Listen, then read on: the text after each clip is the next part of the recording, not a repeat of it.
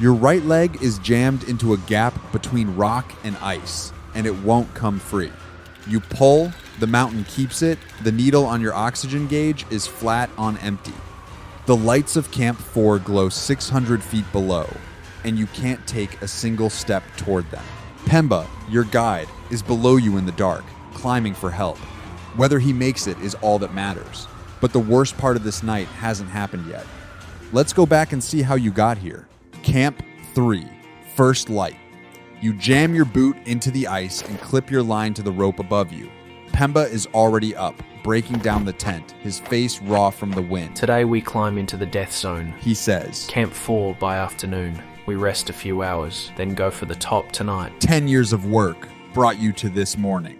You climb out of Camp 3 onto the Lhotse face, a wall of blue ice, so steep you haul yourself up hand over hand. Pemba climbs ahead, setting the pace. Then your boot skates off the ice and your footing is gone. You drop, slide on your back, the slope tearing past until the rope snaps tight and stops you hard, the jolt punching the air from your chest.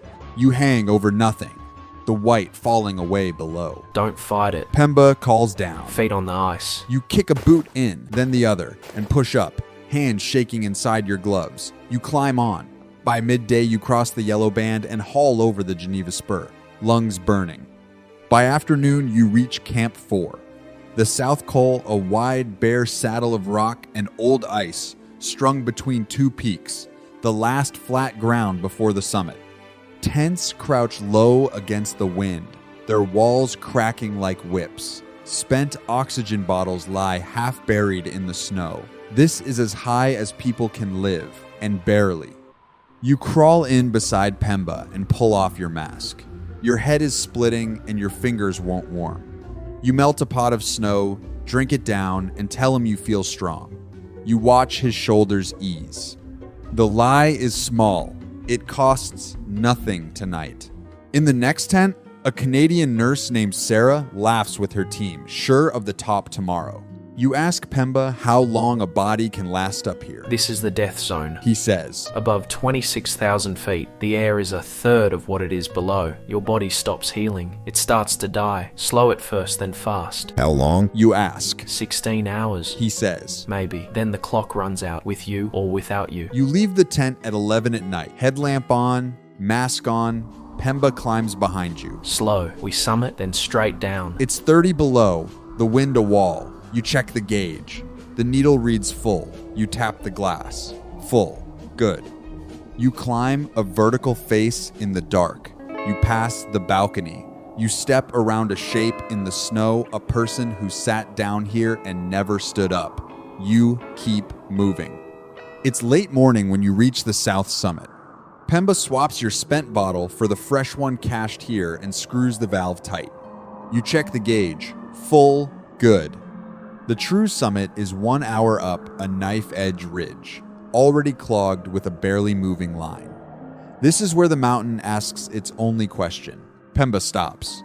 He looks at the line, then his watch, then you. 2 o'clock is the turnaround. He says. Past it, nobody gets down alive. He nods at the line. That line puts you on top past 2. Choose now. Go down and live, or go up and maybe you don't come back. He points down. A climber in a red suit unclips and starts down. Then another.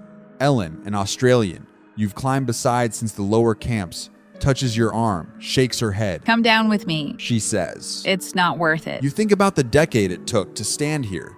You think about the people back home who already know. You think about never being this close again. You unclip from the line. You step around the climbers heading down. You clip back in above them, pointed up. Pemba stares at you for 3 seconds. Then he clips in behind you. He won't leave you alone up here. You start up the ridge. 10 minutes up, you stop. Not because you want to, because you can't move.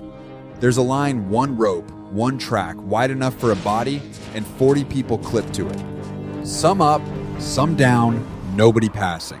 In 2019, a line exactly like this one ran 320 climbers deep. 11 people died on the mountain that season. Some of them ran out of air standing in a line like this one. You're in a traffic jam in the death zone. You wait, your oxygen flowing the whole time, the needle moving with it. A man ahead of you is locked in place, both hands on the rope.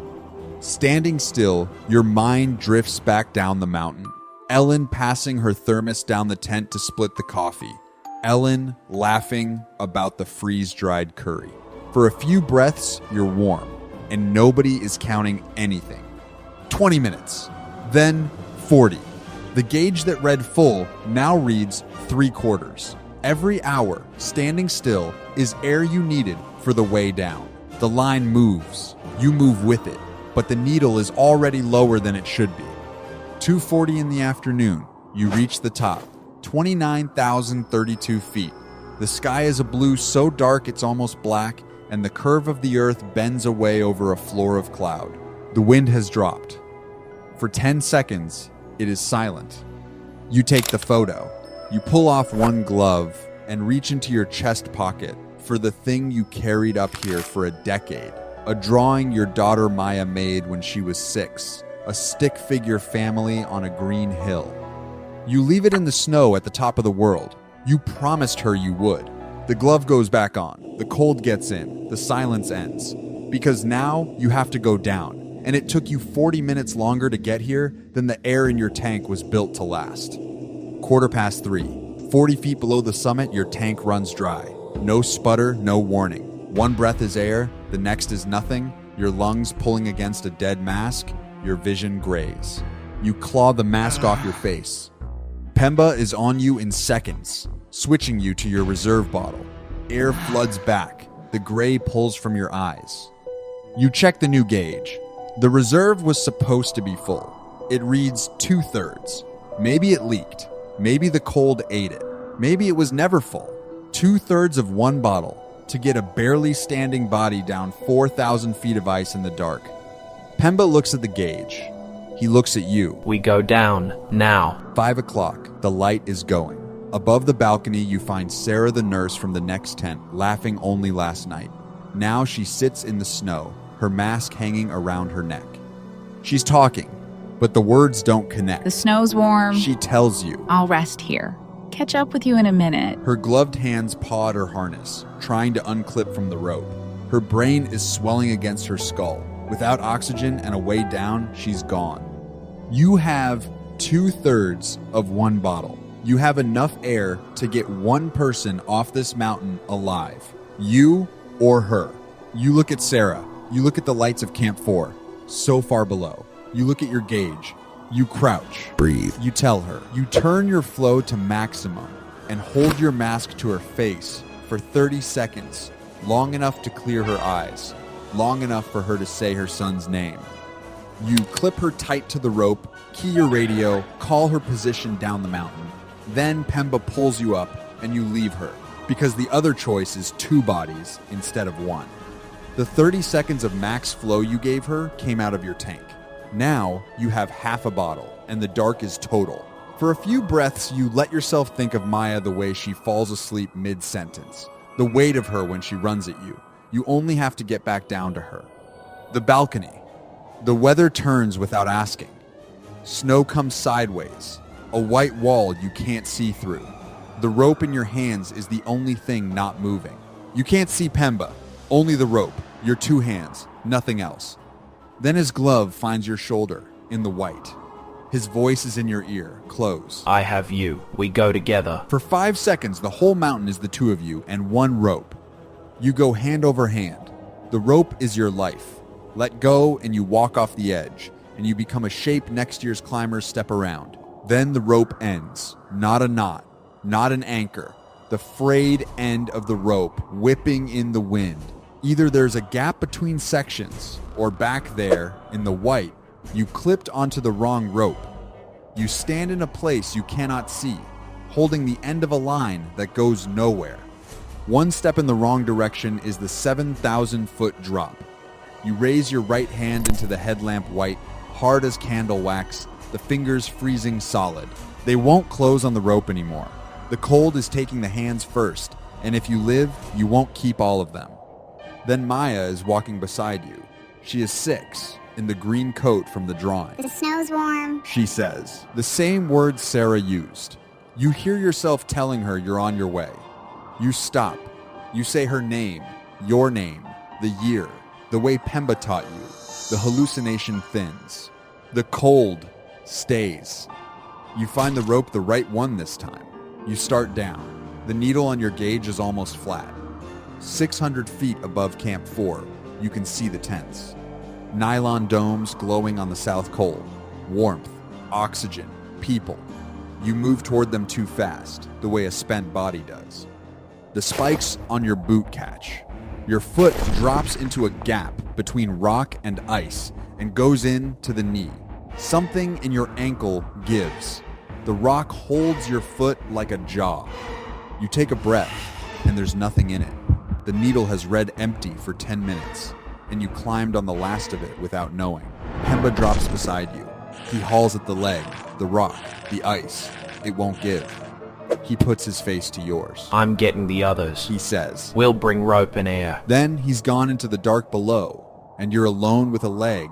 The mountain won't give back. 600 feet. That's the distance. A 10-minute walk on flat ground at sea level, and your leg is buried in the mountain and your air is gone. You claw at the ice with hands that feel nothing. You twist the foot. Nothing works. You stop pulling.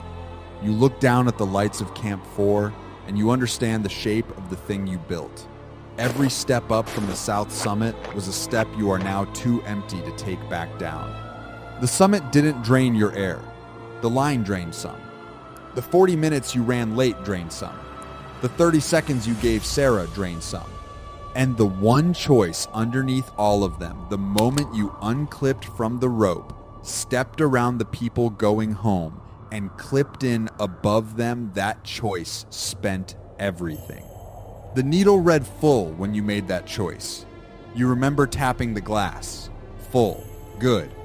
The same needle lies flat on empty. And the people you stepped around, the ones who turned around when the math said to, are asleep in those tents below you. Ellen made it home. You made the top. You can't feel your hands. You can't work the buckles. You can't pull your leg free. The wind drops again, the way it dropped on the summit. It goes quiet. The stars up here are close and hard, and there are more of them than you have ever seen. The same stars that hung over Camp 3 when you clipped in and started up, the whole climb still ahead of you. You stop fighting the leg.